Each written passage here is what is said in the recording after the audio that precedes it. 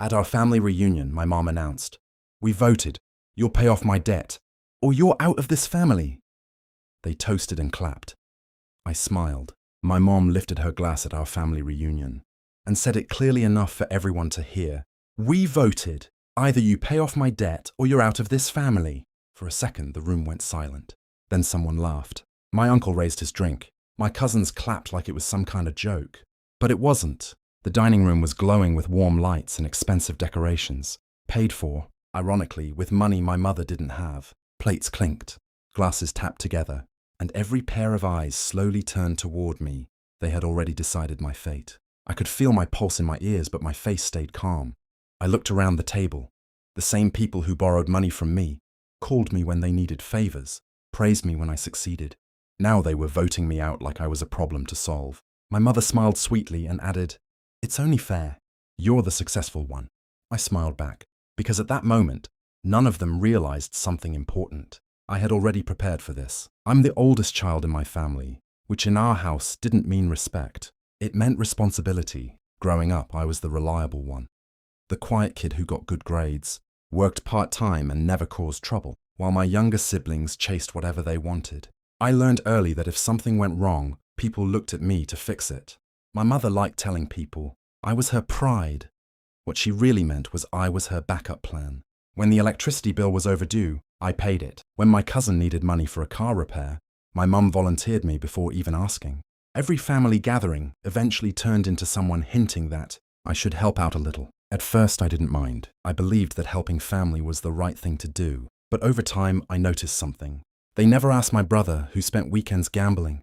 They never asked my sister, who changed jobs every 6 months. They asked me, because I always stayed calm, because I never argued, because they thought I would always say yes. What they never realized was that quiet people notice everything. And for the past year, I had been noticing far more than they expected. The vote at the reunion didn't come out of nowhere. It had been building for months in smaller, quieter ways. At dinners, my mother would sigh loudly while looking at her phone. "Bills are getting impossible these days," she'd say, glancing at me just long enough for the message to land. My aunt once leaned across the table and laughed softly. "Well, at least we have someone successful in the family." Her eyes shifted to me like I was a convenient solution, not a person. No one ever asked if I wanted to help. They spoke as if it had already been decided. One evening, my brother casually mentioned, "Mom owes a lot, you know." He stirred his drink slowly, not looking at me. "It'd be pretty cold if you didn't step up." Another time, I overheard my cousins whispering in the kitchen. "He has money," one of them said. "Yeah," the other replied. "He just pretends to be humble." They stopped talking the moment I walked in. Little things like that kept happening. Small comments, knowing looks, quiet expectations placed on my shoulders. I noticed every one of them, and the strange part wasn't their greed. It was how confident they were that I would never push back. The turning point came 2 weeks before the reunion. I stopped by my mother's house to drop off groceries. She wasn't home yet, but the front door was unlocked like it always was. While I waited in the kitchen, my phone buzzed. A message from my cousin popped up in the family group chat. "We should just ask him directly at the reunion. Put him on the spot." Another message followed almost immediately. "Yeah, if everyone agrees, he can't really say no." Then my mother replied, "Good idea. He won't embarrass me in front of the family." I stared at the screen longer than I should have. It wasn't a request, it was a plan. They weren't hoping I'd help.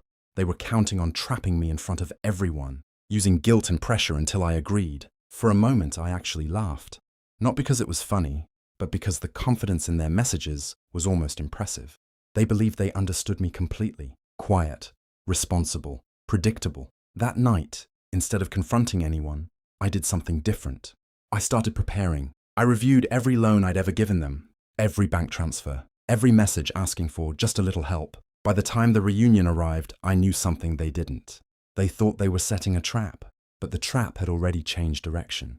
I didn't argue with anyone after that night. I didn't confront my mother or leave the group chat. In fact, I stayed unusually quiet. Instead, I started organizing. For years, whenever someone in the family needed help, they came to me. Sometimes it was a loan, sometimes just a quick transfer they promised to repay later. I had never pushed them about it, but I had always kept records, old bank statements, transfer confirmations, text messages. One by one, I collected everything. The numbers were interesting. My mother's so-called debt wasn't just hers. Over the years, most of it had come from covering other people. my brother's failed business idea, my cousin's car accident, my uncle's temporary financial crisis. All of it quietly passed through my account at some point. A friend of mine happens to be a financial consultant. I asked him to help me organize the timeline properly. Nothing dramatic, just clear documentation of who borrowed what and when. Then I printed it all. Not 1 or 2 pages, an entire folder, clean labeled, impossible to argue with.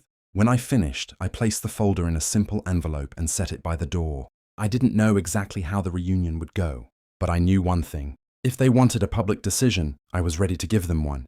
When my mother finished her little announcement at the reunion, the room filled with clinking glasses and satisfied smiles. I let it settle. The chandelier hummed softly above the table. Someone cut another slice of cake. My uncle leaned back in his chair like the evening's business had already been handled. I reached beside my chair and picked up the envelope I'd brought. No one noticed at first. Then I stood and slid it gently across the table toward my mother. "You're right," I said calmly. "Family should take care of its debts." Her smile widened, certain she had won. She opened the envelope. The room slowly grew quieter as she pulled out the stack of neatly organized pages. At first, she flipped through them casually. Then her eyebrows tightened. "What is this?" she asked. "Records," I replied. "Every loan I've given in this family over the past 6 years." I watched as she turned another page. Next to each amount was a name. My brother, my uncle, 2 cousins, even my mother herself. The total at the bottom was printed clearly. It was more than double the debt she claimed I should pay. The clapping stopped.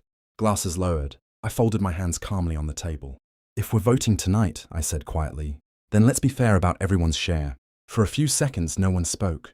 The same people who had been clapping minutes earlier were now staring down at the papers spread. Across the table, my uncle leaned forward, squinting at the numbers beside his name. My brother's chair creaked as he shifted uncomfortably. "That can't be right," my cousin muttered, though he didn't sound convinced. "It is," I replied calmly. "Every transfer is documented. Dates, amounts, messages."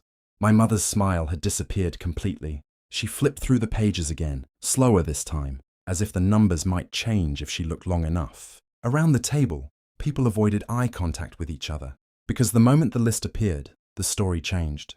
It was no longer about a generous son refusing to help his struggling mother. Now it was about years of quiet borrowing. Years everyone had conveniently forgotten. My brother cleared his throat. "We didn't say you had to pay everything," but the confidence in his voice was gone. That was the real consequence. Their plan depended on one thing, that I would stay silent and accept the role they gave me. The moment I calmly showed the truth, the power shifted. And suddenly, no one was eager to keep voting. The reunion ended much earlier than anyone expected. Chairs scraped quietly against the floor as people found excuses to leave. No one raised their glass again. The cheerful noise from earlier had dissolved into low conversations and careful goodbyes. My mother never finished going through the folder. She closed it halfway through and set it beside her plate, like it had suddenly become too heavy to hold. For the first time in years, she didn't ask me for anything. I didn't argue. I didn't demand apologies.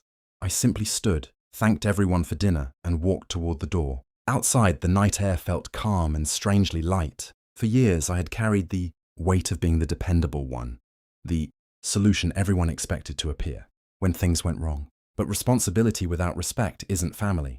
It's obligation. And that night, I finally stopped accepting it. Maybe some of them will call again someday. Maybe they'll pretend none of this happened. Or maybe they'll remember that quiet people aren't blind to what's happening around them. Either way, one thing has changed. They know now that silence doesn't mean weakness. Sometimes, it just means someone is patiently waiting for the right moment to speak.